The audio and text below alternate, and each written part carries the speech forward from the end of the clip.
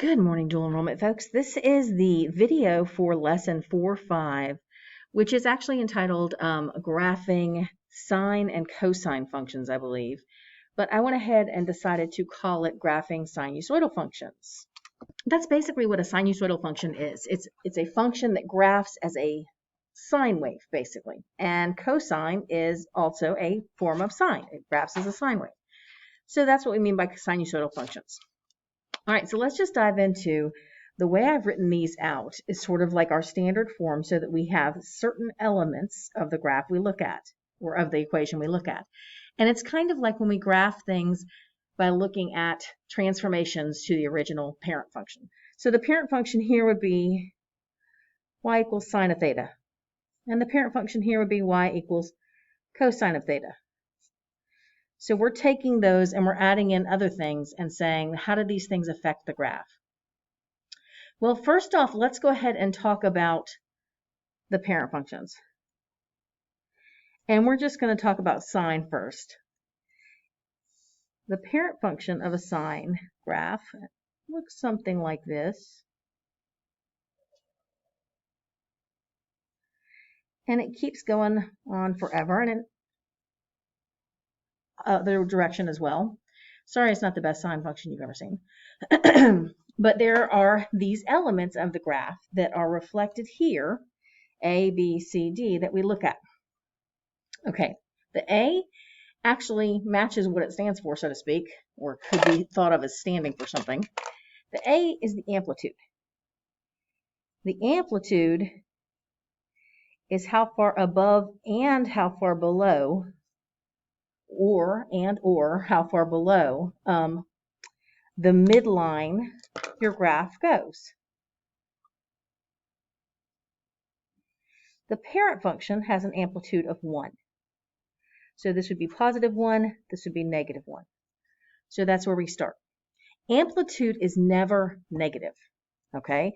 Amplitude is distance, so distance is always positive. So however far above the midline and below the midline, so amplitude is always positive. Sometimes there's a negative in front of it, but that's a whole different issue. That's a reflection. Okay, the amplitude itself we always state as positive.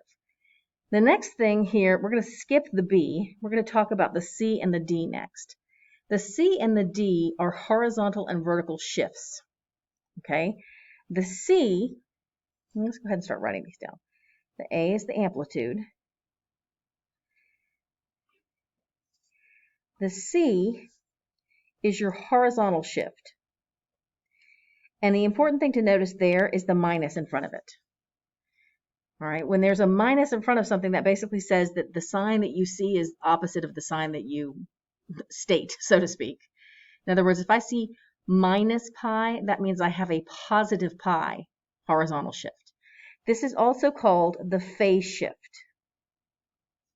So the horizontal shift and the phase shift are the same thing.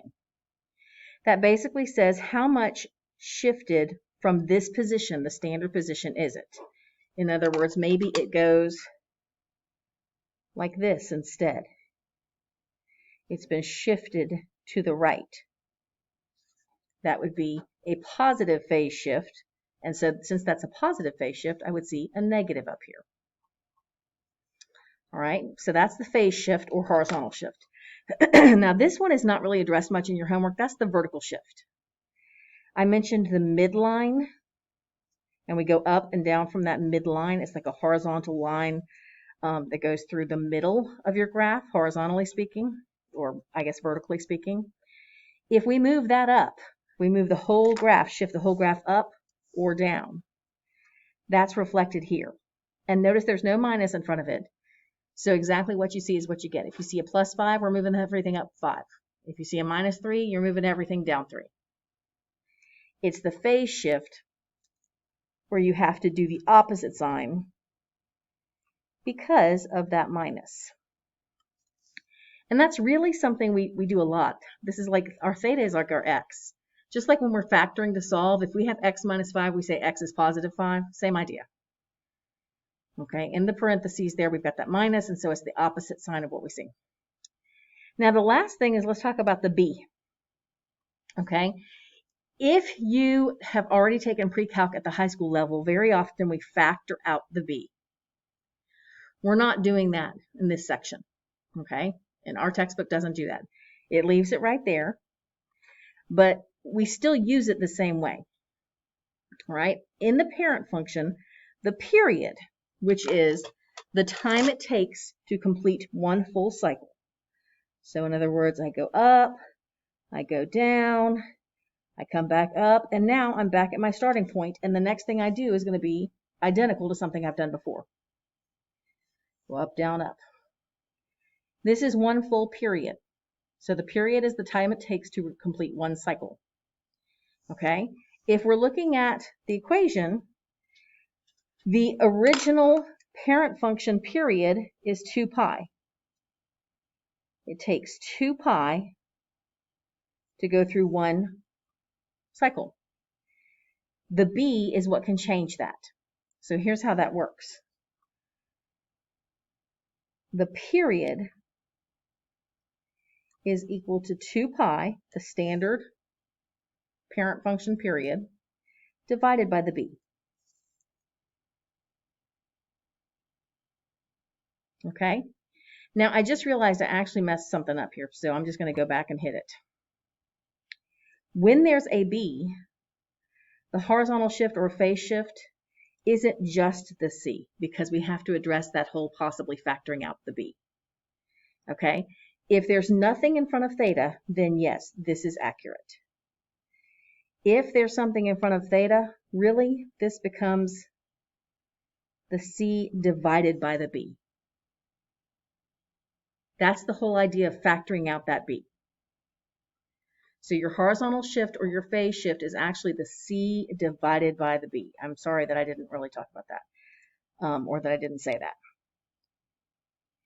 If all you see, in other words, if I see this,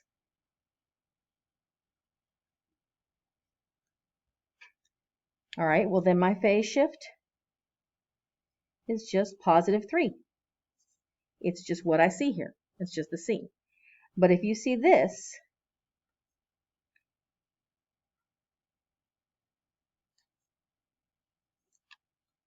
now my phase shift has to account for that 2. And I say, okay, it's pi divided by whatever the b is.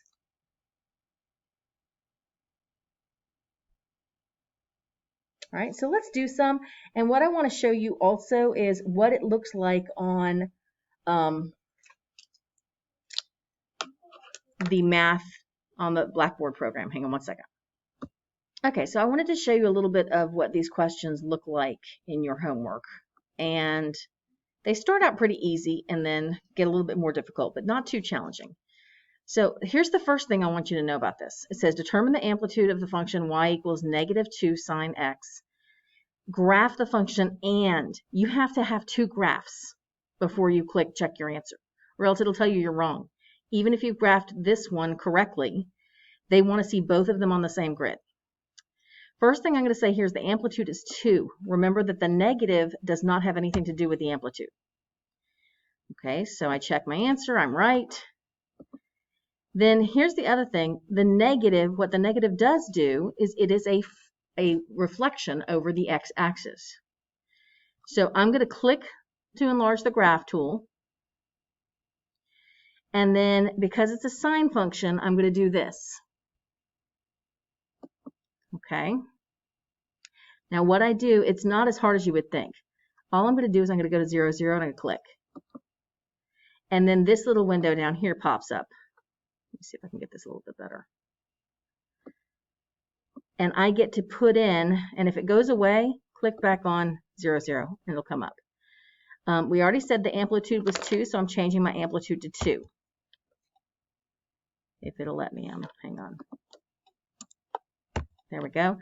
Now, there's nothing else in terms of shifts, phase shifts or anything like that, but we said there was see the negative in front of the 2? Right down here you have a checkbox and reflect over the x-axis. So this is that first graph, y equals -2 sine of x. So let me show you what I mean. If I click check answer, it's going to tell me that's incorrect because they also want me to click the parent function. So let's go back there. And when I take my sine shape and go click on 0, 0, it gives me the parent function. So that's what I need.